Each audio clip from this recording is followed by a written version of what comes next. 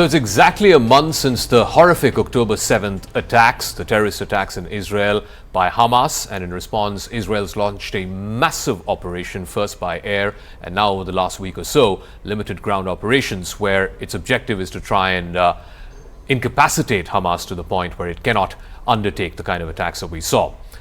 It's not as if the world did not already have one war to contend with. Many are now calling it the forgotten war between Russia and Ukraine, and people are already talking about a potential third theater involving China and Taiwan. To try and make sense of what is an increasingly complex world where old established orders are getting challenged and new emerging players are putting their hat in the ring saying they need to be taken seriously. To try and make sense of this complex world, I'm joined by a very special guest here today on Brass Tacks. Lisa Curtis is the Director for the Indo-Pacific Security Program at the Center for New American Studies. Thank you very much for joining us and coming all the way to Noida, to our studios. So thank you for making the trek up all the way. Let's start with the Israel-Hamas situation, because like I said, it's 1 month since the attacks and then Israel's response. What is your best understanding of where things stand right now? And more importantly, how does this play out in the near term? Well, like you said, we're 1 month out from the completely barbaric attacks, terrorist attacks by Hamas on the Israeli people. Israel had the right to respond to these attacks. Israel received strong support from the United States, one of our closest allies. Also, India has supported Israel and its right to respond to terrorism. India has its own terrorism challenges. But right now, I think where we are is, Israel has responded, and there is growing concern about civilian casualties in Gaza. And I think, the U.S. president has a very fine line to walk. He wants to be supportive of President Netanyahu and supportive of the Israeli people, but at the same time, there are growing concerns about the lack of medical supplies, medical facilities in Gaza to treat the wounded. We're seeing a lot of pictures of wounded children. So I think that the U.S. is, now strongly calling for a humanitarian pause. Of course, a lot of countries are calling for a ceasefire. I don't think President Netanyahu will go for a ceasefire. Mm-hmm. But what we can do is really press for more protection for civilians, to protect that civilian life. There has to be critical attention to this.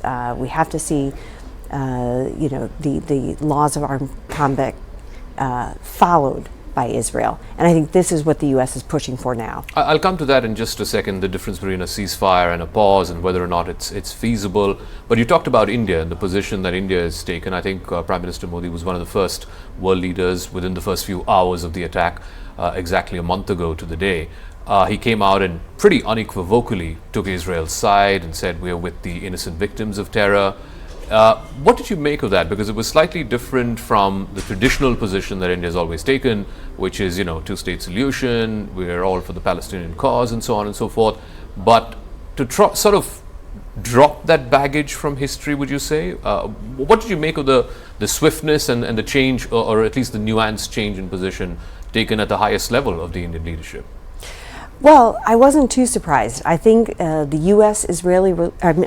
the Indian-Israeli relationship has become so much closer in the last decade or so, and the ties are very close. So it's different, I think, than in the past, and what India's position might have been in the past. The relations have become very close, and also India has experienced its own terrorism, and so I think that Prime Minister Modi both recognizes the closeness of the Israeli-Indian relationship, but also that India has no choice. It has to support countries in their own fights against terrorism, because India has its own terrorists to contend with.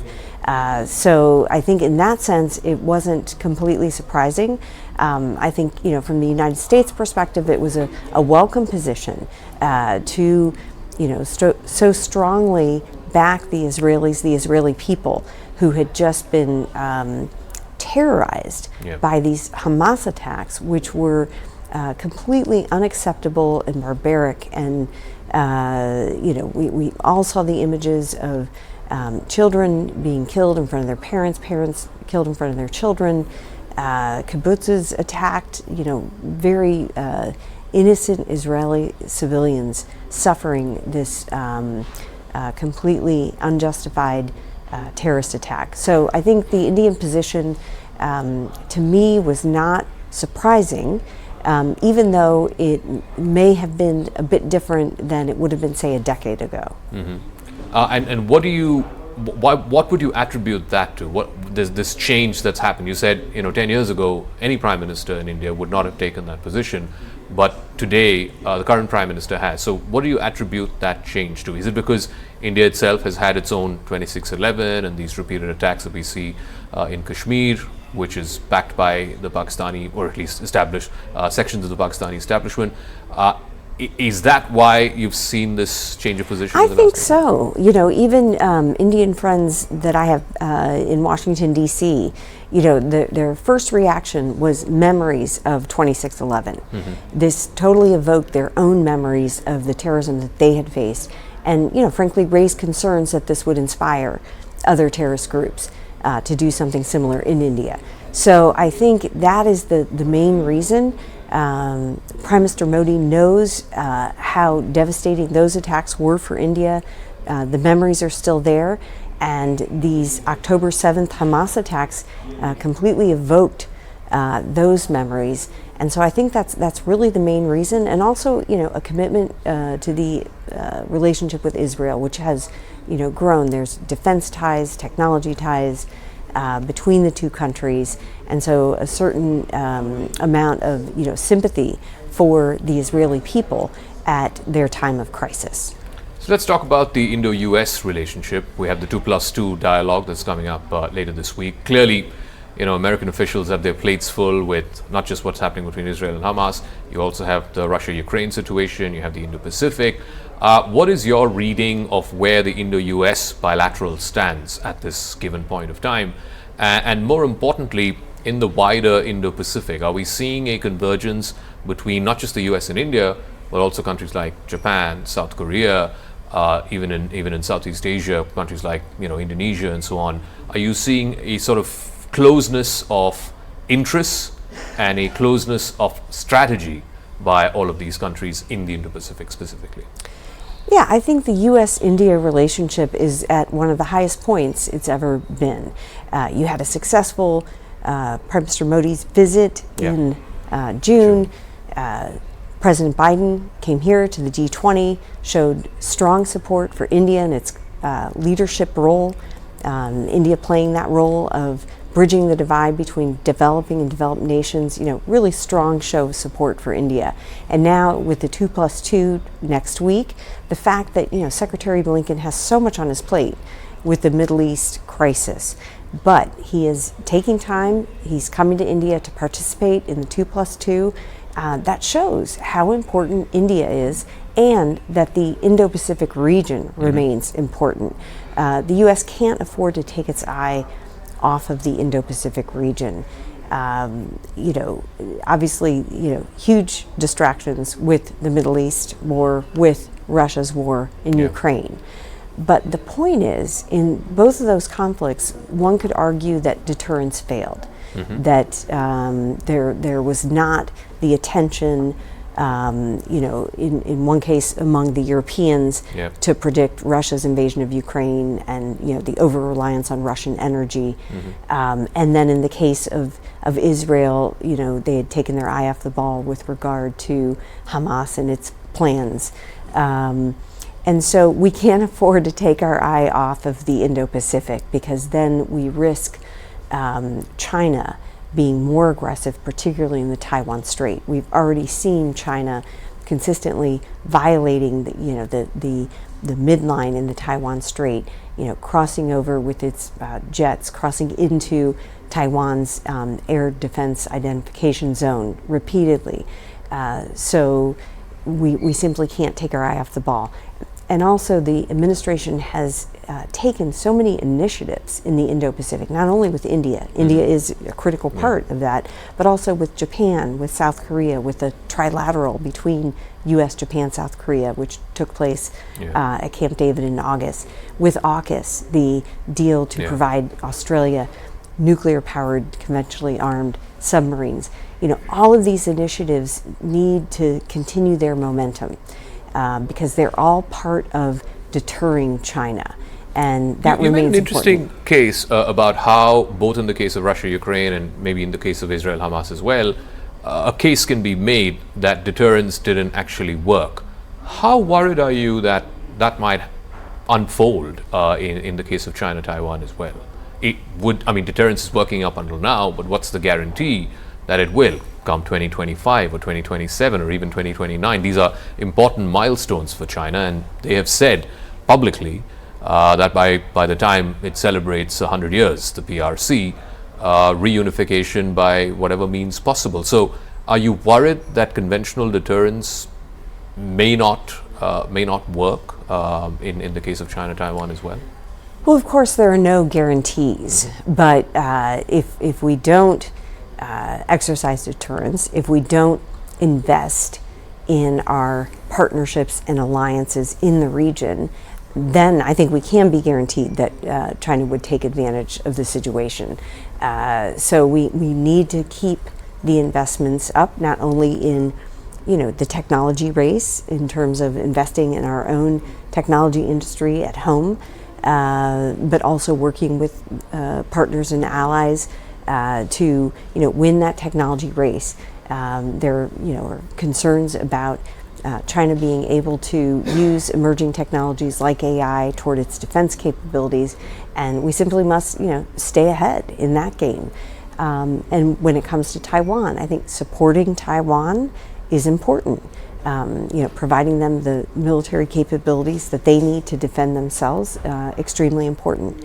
The Quad, also very important to keep the momentum with the Quad going so that these four powerful maritime democracies can shape the Indo-Pacific environment, maintaining free and open seaways, free flow of trade, and allowing the countries in the region to maintain their own independence and sovereignty.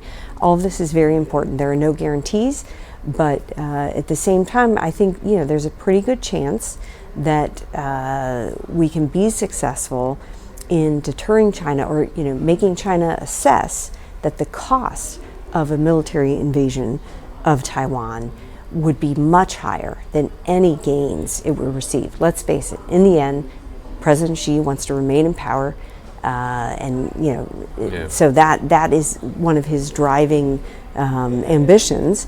And so I think if we can, convince him that there would be far more costs to him and his leadership than gains of invading Taiwan, then that's really the best we can hope for. So in that context and with that background, we know that President Biden and President Xi Jinping will be meeting in California later this month on the sidelines of the APEC summit. What is the status of the relationship? Are they just managing in a way that crises are being averted? I mean, these are the two biggest economic and possibly military powers in the world. What is the status of the relationship right now? Yeah, I think you said it right. It's a matter of managing the relationship, putting a floor on, how far relations will deteriorate. Because I don't think either country wants conflict in the end. They're competing fiercely with each other, but neither side wants to see conflict. So I think this upcoming summit between President Biden and President Xi is all about keeping the lines of communication open, keeping the dialogue going. And I don't expect any major breakthroughs. I don't expect a major rapprochement between the two countries. But I do expect things to be a little bit calmer between the two, which may suit both President Biden and President Xi as President Biden embarks on an election campaign. Correct. China probably would not want to be a major election issue. I think it's inevitable, but at the same time, they may want to see China less of an electoral issue which could maybe only mean problems for them, in that the Republican Party may argue that President Biden hasn't been tough enough. So, perhaps this is an effort to calm the waters before the U.S. gets into a very volatile election season. You were talking about President Biden going into elections. It's an incumbent president fighting re-election. There are already two active wars. There is Russia-Ukraine, and there is now Israel-Hamas. And particularly this war seems to have sort of divided American society. I mean, we're seeing this in college campuses. We're seeing this in protests outside the U.S. Congress. It's tough enough for incumbent presidents to face re-election with one war. Now there are two. How does he navigate this? Yeah, I think you raise a good point. There are major protests in the United States. The people are seeing the civilian casualties in Gaza, and this is troubling to them. So again, President Biden needs to walk a fine line here, showing support to Israel, but also showing that we recognize that civilians are getting caught in the crossfire, and there needs to be greater effort to protecting civilians in Gaza. You contrast that with, after Russia's invasion of Ukraine, there was widespread American support for the Ukrainians. Correct. You saw Ukrainian flags going up, on houses Absolutely. throughout the United States.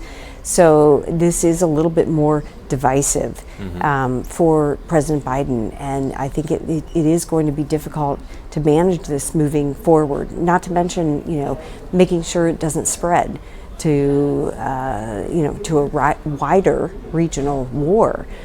This is a very complicated situation, and I can see that this will be an election issue, the Middle East war. Sure. One final word. I know foreign policy analysts loathe, crystal ball gazing, especially given the events of the last 18 months or so. You had the Russia-Ukraine war and now Israel-Hamas. Are you seeing a trajectory where Russia, Iran, China are now fundamentally sort of aligning in a way that they are threatening what has been an established order for the better part of the last 70 years, led by the United States and its allies in Europe and in Asia? But there is now a fundamental challenge to that order. Yeah, I think what's particularly concerning is the Russian-Iran axis that's developing. Iran providing weapons for Russia's war in Ukraine, and Russia support to Iran. Even we can see it in this Middle East situation right now, that the Russians are tending to side more with Iran. And that is worrisome. China-Russia relations, that's concerning. They've recently increased their collaboration across many different fronts. And so, we'll have to keep an eye on this. But I think China is more cautious when it comes to Iran, because, China has concerns about, terrorism, extremism in, its western provinces as well. So I think that China will tend to be a bit more cautious when it comes to supporting Iran. But at the same time, it's clear Russia, China, Iran, all three of these countries want to undermine U.S. global influence, and they will go to a great extent to try to do so. All right. Lisa Curtis, it's always a pleasure speaking with you. Thank you very much once again for joining us here in our studios at CNN News 18. Thank you for having me.